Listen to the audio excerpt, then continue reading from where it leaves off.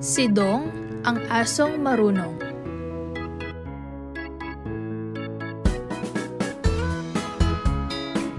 Si Dong ay isang asong marunong. Mahilig siyang magbasa ng mga libro at magsulat ng mga kwento. Mahilig din siyang maglaro ng patintero tuwing hapon kasama ang kanyang mga kaibigan. Kapag may libreng oras, si Dong ay nagsasanay at nagsasalita ng Filipino sa harap ng salamin. Nakatutulong ito sa kanyang tiwala sa sarili. Sa paaralan, laging sumasali si Dong sa mga talakayan at paligsahan sa pagbigkas.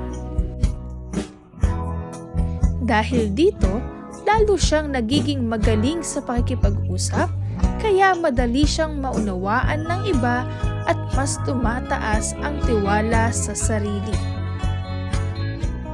Ngayon naman, ating sagutin ang mga gabay na tanong.